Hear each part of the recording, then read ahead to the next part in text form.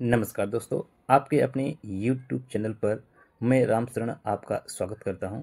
तो हिंदी सब्जेक्ट से आप अगर तैयारी कर रहे हैं तो इसमें से हम लोग TGT, PGT, UGC net, assistant professor इस तरह के जो आने वाले कॉम्पिटिटिव एग्जाम में क्वेश्चंस होंगे उनको हम यहाँ पर देखेंगे और थ्योरी भी साथ में कंप्लीट करेंगे। तो सबसे पहले हमने जो सबसे कठिन माना जाता है वो पाश्चात्य काव्य शास्त्र है। इससे संबंधित हम कोई एक टॉपिक लिए हैं जिसका नाम है प्लेटो।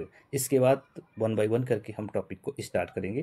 तो देखिए, पाश्चात्य काव्य शास्त्र में जो क्लास नंबर 1 होगी वो आपकी यानी प्लेटो की होगी। इसमें से जितने भी फैक्ट होंगे उनको हम यहाँ पर देखने का प्रयास करेंगे। तो चलिए स्टार्ट करते हैं। पहला यहाँ पर टॉपिक है आपका प्लेटो है। तो प्लेटो संबंधित जो भी हमसे क्वेश्चन बनेंगे वो सारे क्वेश्चन हम यहाँ पर देखने का प्रयास करेंगे, जो कि आने वाले कॉम्पिटिटिव सभी एग्जाम्स में जो ये पूछे जाते हैं उनको हम एक एक करके यहाँ पर देखने का प्रयास कर रहे हैं। आइए चलिए देखते हैं। सबसे पहले जो यहाँ पर दिया गया है प्लेटो दिया गया है, और इनका सबसे पहले हम यहाँ पर देखने वाले हैं कि प्लेटो का जो समय काल है वो कब से कब तक है। यहाँ देखते हैं, यानी 428 से लेकर के 347 ईसा पूर्व तक माना गया है। जन्म स्थान माना गया है एथेंस माना गया है, और इनके गुरु का नाम जो है वो सुकरात है, और इनका मूल नाम क्या है, एरिस्टोक्लीस इनका मूल नाम बताया जाता है। और इनकी जो गुरु हैं यानी गुरु प्रदत्त जो इनका नाम दिया गया है, प्लातीन इनका नाम दिया गया है। आगे देखते हैं। अंग्रेजी में जो इनका नाम दिया गया है, अंग्रेजी नाम बहुत लोग इसका नहीं जानते हैं, तो अंग्रेजी नाम इनका प्लेटो दिया गया है। अरबी फारसी नाम जो बताया गया है अफ्तालून दिया गया है।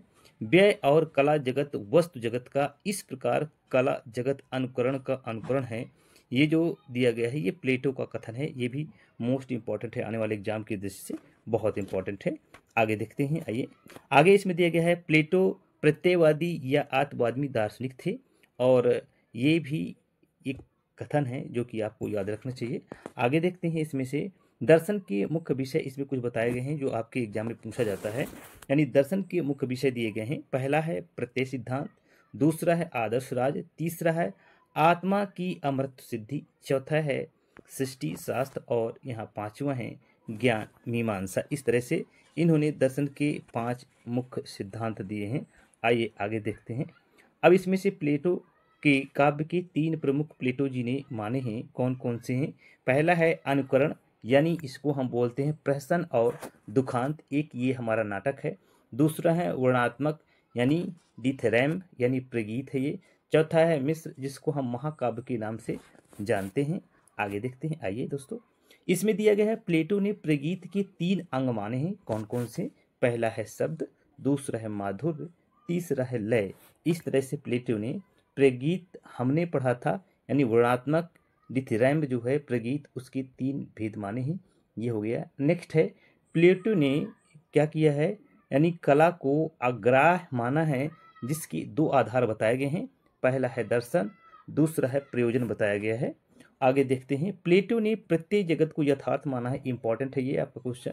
कला की नेक्स्ट है कला की अनुकरण मूलकता की उद्भावना का श्रेय जो है वह प्लेटो को जाता है, ये भी बहुत इंपॉर्टेंट है। आगे देखते हैं। इनके जो महत्वपूर्ण फैक्ट हैं ये आपके एग्जाम में पूछे जाते हैं। नेक्स्ट है कला को अनुकरण मान करके उसमें मिथ्यात्व का आरोप कर प्लेटो ने कला को हे माना है। नेक्स्ट है कला के अनुकरण मूलक के संदर्भ में प्लेटो के कलागत सृजनशीलता की अवहेलना में मुख्य दोष है, ये भी आपको याद रखना है। आगे है प्लेटो ने काव्य हेतु ईश्वरीय उन्माद यानी दैवी प्रेरणा को माना है। नेक्स्ट है प्लेटो का जो है कला विषयक विधेयवादी या मानकीय दृष्टिकोण है। नेक्स्ट है कला के मूल या प्रयोजन के संदर्भ में प्लेटो का उपयोगिता और नैतिकतावादी दृष्टिकोण है, ये भी आपको याद रखना है। सबसे इंपॉर्टेंट अगला जो पॉइंट आ रहा है, ये पॉइंट ये है कि प्लेटो, अगला पॉइंट ये है बहुत इंपॉर्टेंट है, यानी प्लेटो को इयोन नामक ग्रंथ नाट्यशास्त्र से संबंधित है। पूछ लेता है इयोन जो है प्लेटो का है, इससे संबंधित है, तो ये आपका नाट्यशास्त्र से संबंधित है, ड्रामा। अगला है प्लेटो के संपूर्ण चिंतन का मुख्य उद्देश्य क्या है, राज्य निर्माण करना। क्या है, आदर्श राज्य निर्माण करना है। नेक्स्ट इंपॉर्टेंट है आदर्श राज्य से कवियों के बहिष्कार की बात प्लेटो ने की है। अगर आदर्श राज्य बनाना है तो ये यानी कवियों के बहिष्कार यानी अपने राज्य से बाहर उन्हें भेजना होगा। नेक्स्ट दिया है काव्य देवी को प्लेटो ने म्यूजेज संज्ञा से अभिहित किया है, ये भी आपको याद रखना है। नेक्स्ट दिया गया है प्लेटो के अनुकरण में मिथ्यात्व का आरोप लगा करके कलागत सृजनशीलता की अवहेलना की गई है, ये भी आपको याद रखना है। नेक्स्ट देखते हैं, बहुत इंपॉर्टेंट टॉपिक है, हर कॉम्पिटिटिव एग्जाम में पूछा जाता है। अगला दिया गया है प्लेटो ने यूनानी शब्द मीसेसिस अर्थात अनुकरण का प्रयोग अपकर्षी अर्थ में किया है। इसके अनुकरण यानी इनके अनुसार अनुकरण में मिथ्यात्व रहता है, जो है प्लेटो के प्रत्यय सिद्धांत, ये भी इंपॉर्टेंट है कि प्लेटो का प्रत्यय सिद्धांत क्या है, इसको हम देख लेते हैं एक ही पॉइंट में, लास्ट पॉइंट है। यानी प्रत्यय या विचार ही चरम सत्य है, वह शाश्वत और अखंड तथा ईश्वर उसका सृष्टा है। यह वस्तु जगत प्रत्यय का अनुकरण है तथा कला जगत वस्तु जगत का अनुकरण है। इस प्रकार कला जगत अनुकरण का यानी क्या है, अनुकरण का अनुकरण होने से सत्य से 3 गुना दूर है, क्योंकि अनुकरण असत्य है। यहाँ पर अर्थात विचारात्मक विचार या प्रत्यय वस्तु जगत यानी कला जगत, ये अनुकरण का सिद्धांत लागू करता है।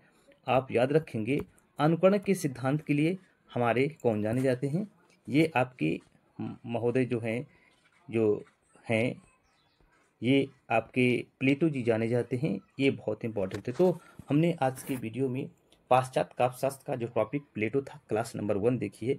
इसके बाद अगले जो आने वाले होंगे यानी काव्यशास्त्री, उनके बारे में चर्चा करेंगे। तब तक के लिए अगले वीडियो का इंतजार करिए, बने रहिए हमारे वीडियो में। अगर ये वीडियो पसंद आए तो लाइक शेयर सब्सक्राइब जरूर करिए। तब तक के लिए अगली वीडियो में धन्यवाद, नमस्कार।